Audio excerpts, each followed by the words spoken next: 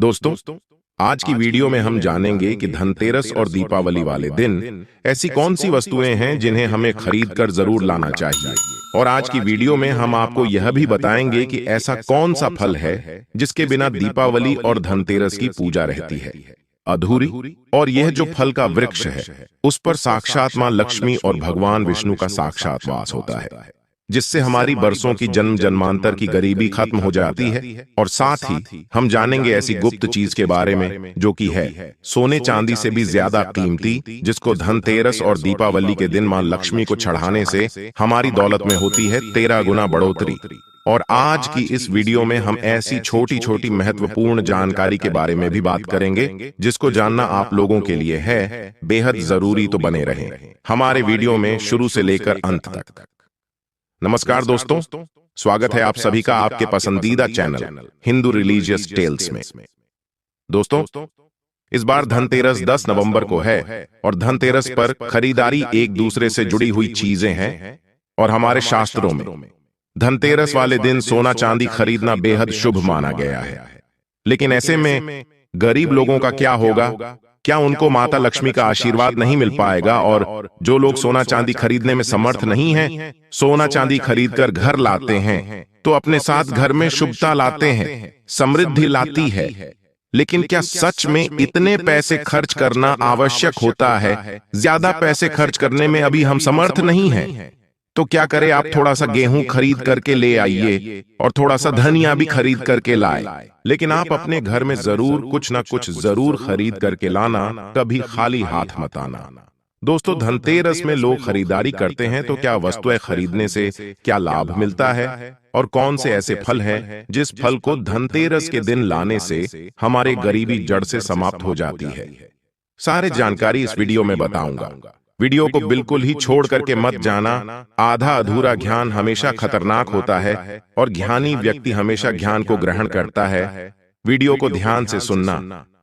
तो दोस्तों, अगर आप खरीदारी इन वस्तुओं की करते हैं तो 13 गुना आपके धन में बढ़ोतरी होगी।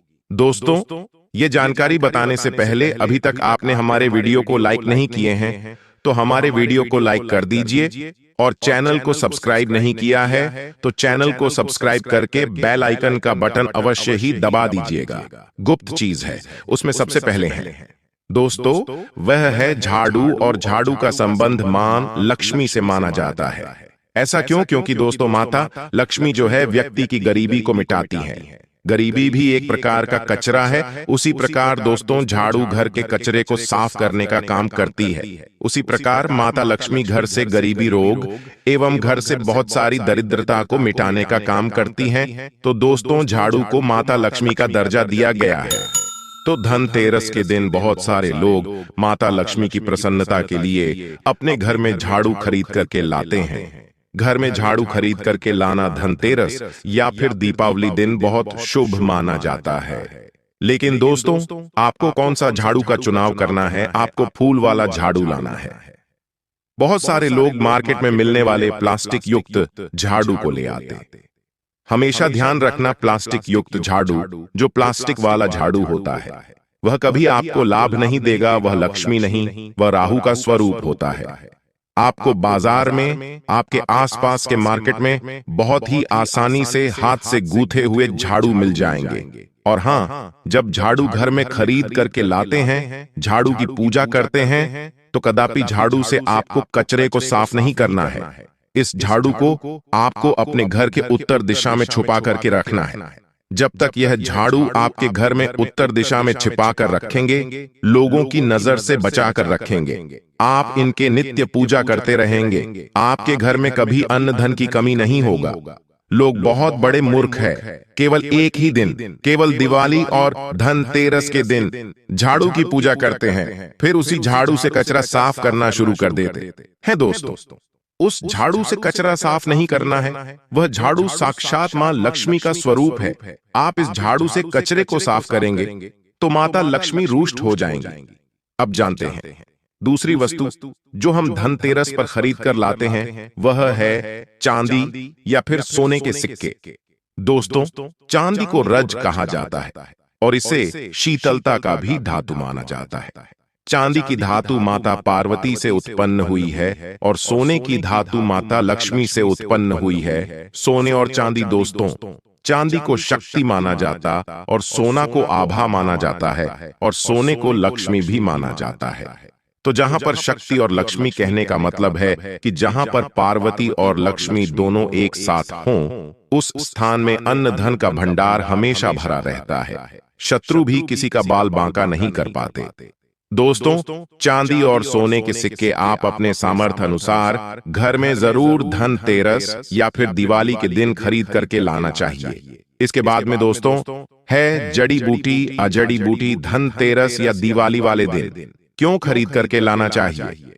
दोस्तों, अगर आप धनतेरस या फिर दीपावली के दिन जड़ी बूटी खरीद करके लाते हैं तो इससे धनवंतरी महाराज प्रसन्न होते हैं। दोस्तों, कहते हैं ना स्वास्थ्य से बड़ा कोई धन नहीं, स्वास्थ्य से बड़ा कोई धन नहीं। दोस्तों, अगर आपके स्वास्थ्य ठीक नहीं है और आप कितने भी रुपए पैसा का मालिक हो और आपकी स्वास्थ्य ठीक नहीं है तो दोस्तों वह धन केवल धूल मात्र है। तो धनतेरस के दिन जड़ी बूटी खरीद करके लाते हैं तो ये जड़ी बूटी आपके घर में, आपके घर परिवार में रहने वाले लोगों को रोगों से बचाता है। भगवान धनवंतरी जिस घर से प्रसन्न हो उस घर में कभी बीमारी नहीं होती। भगवान धनवंतरी भगवान विष्णु के ही अवतार माने जाते हैं। तो इस धनतेरस कोई भी जड़ी बूटी हो आप खरीद कर जरूर लाना। दोस्तों, आप चाहे तो बच खरीद करके ला सकते हैं, घोड़ बच खरीद करके ला सकते हैं या फिर जो भी जड़ी बूटी हो वह बिल्कुल अपने घर में खरीद करके लाएं।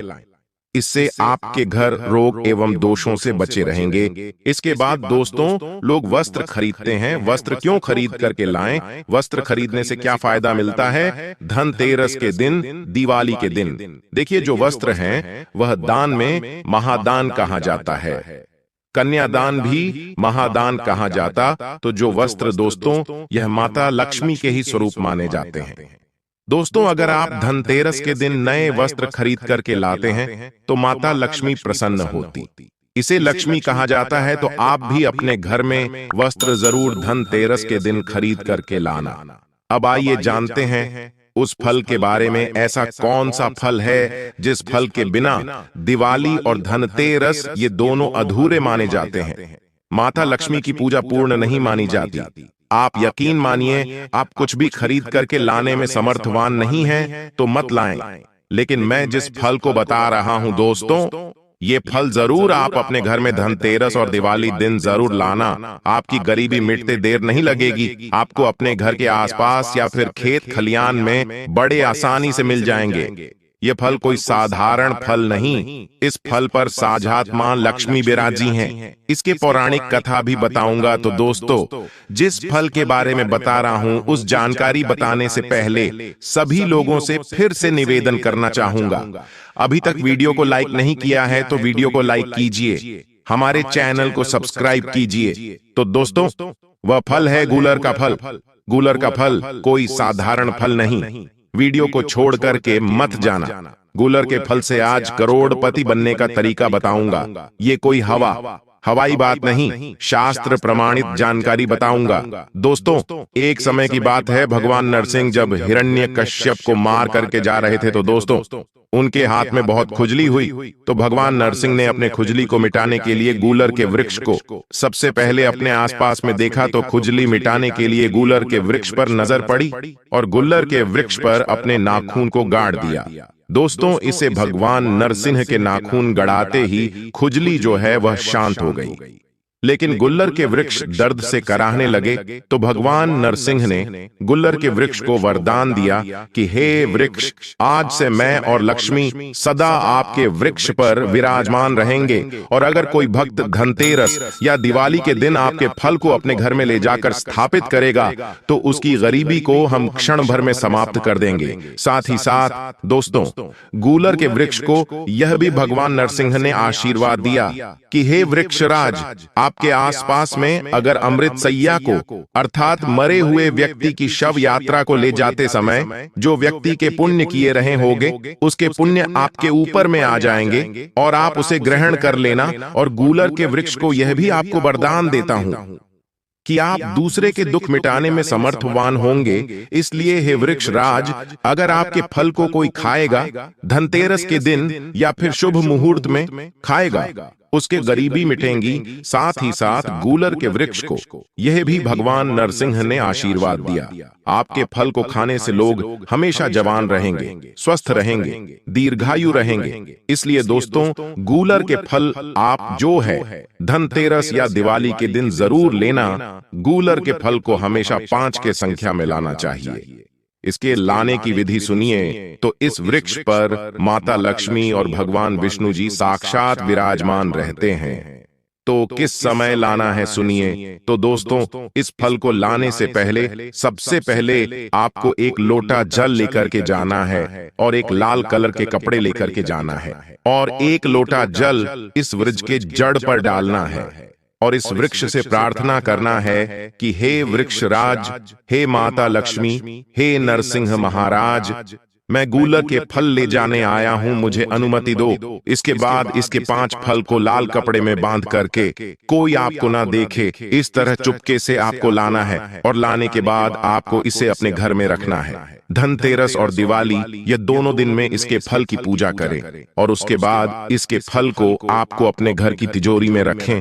पूरे 1 साल के लिए इसके फल को आपको अपने घर की तिजोरी में रखना है।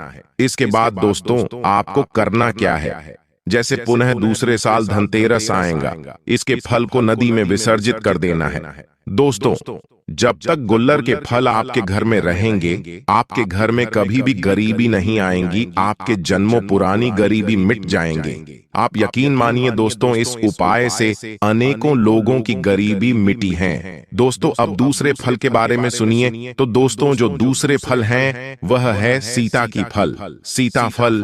दोस्तों, सीताफल मां लक्ष्मी को बहुत प्रिय है क्योंकि सीता मां लक्ष्मी की ही अवतार हैं। तो दोस्तों, माता लक्ष्मी की साक्षात स्वरूप कहे जाने वाले सीताफल आपके गरीबी, आपके परेशानी, आपके कष्ट को तत्काल दूर कर सकते हैं। अगर धनतेरस या दीपावली के दिन खरीद करके लाते हैं तो दोस्तों, अगर आप सीताफल धनतेरस के दिन खरीद करके लाते हैं और इसे माता लक्ष्मी को भेंट करते हैं तो धन आपके पीछे पीछे आएगा। लेकिन भेंट करने का भी अपना एक अलग तरीका होता है। हमारे वीडियो में बताएं तरीके से भेंट करेंगे तो आपको ज्यादा लाभ मिलेंगे। एक बात जान लीजिए, सीताफल को साक्षात माता लक्ष्मी के स्वरूप माना जाता है। सच्चा जो बंदर होता है, जो हनुमान जी महाराज के वानर हो, ऐसे बंदर कभी भी सीताफल के वृक्ष पर नहीं चढ़ता।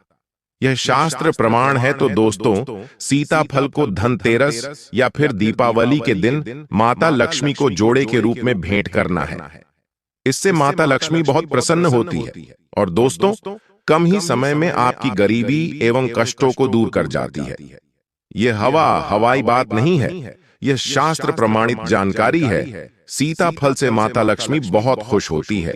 इसके बाद दोस्तों, आप में से बहुत सारे लोगों को यह पता नहीं है कि धनतेरस या दिवाली दिन हमें जड़ जरूर खरीद करके लाना चाहिए। जड़ में जैसे कि कमल की जड़, कमल के फूल है, कमल की जो पौधे हैं, इस पर माता लक्ष्मी विराजती है। माता लक्ष्मी को कमल वासनी कहा जाता है।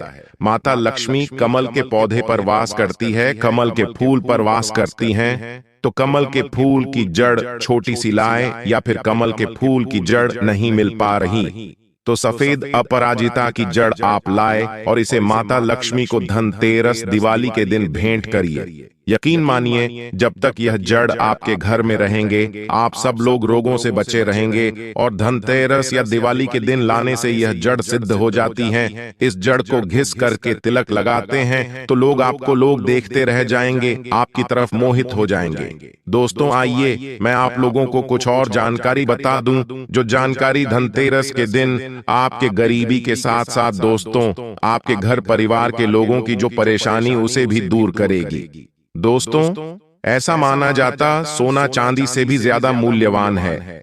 ये एक चीज जो लोग लाना भूल जाते हैं, जिससे नहीं मिलता पाता है धनतेरस और दिवाली पूजा का पूरा फल। दोस्तों, माता लक्ष्मी को सब चीज चढ़ाने के बाद लोग एक चीज चढ़ाना भूल जाते हैं, वह है दोस्तों सिंदूर।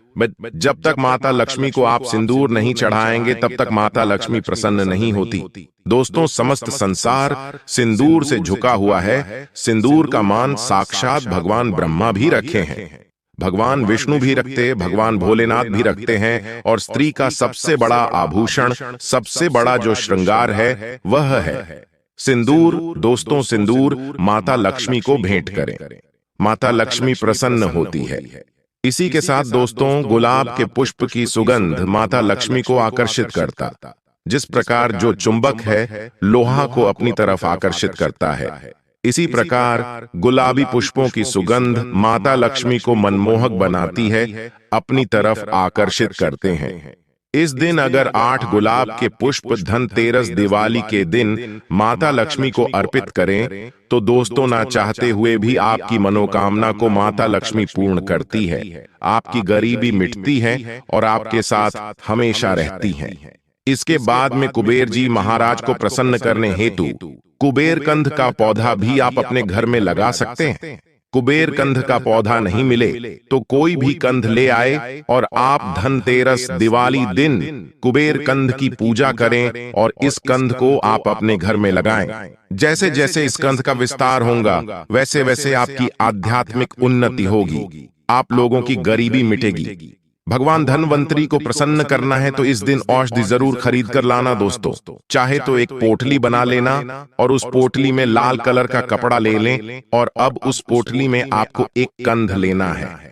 कोई सा भी कंद ले लीजिए, 1 रुपए का सिक्का ले लीजिए, चावल ले लीजिए, कौड़ी ले लीजिए और इसे दोस्तों आप अपने घर में पोटली बनाकर मेन धन स्थान में धनतेरस के दिन दिवाली की पूजा करने के बाद रखना। यकीन मानिए 1 साल तक रखना है। जैसे दूसरे साल धनतेरस आए, दिवाली आए, आपको इसे जल में विसर्जित कर देना है। जब तक यह आपके घर में रहेंगे दोस्तों, आपको आपके घर में निरंतर धन के भंडार भरते रहेंगे।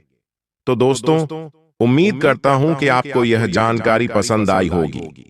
एक बार कमेंट सेक्शन में पूरी श्रद्धा के साथ जय मां लक्ष्मी अवश्य लिखें और हमारी वीडियो को लाइक करके चैनल को सब्सक्राइब करके बेल आइकन का बटन अवश्य दबा दें और इस वीडियो को अपने दोस्तों के साथ शेयर करना बिल्कुल भी ना भूलें।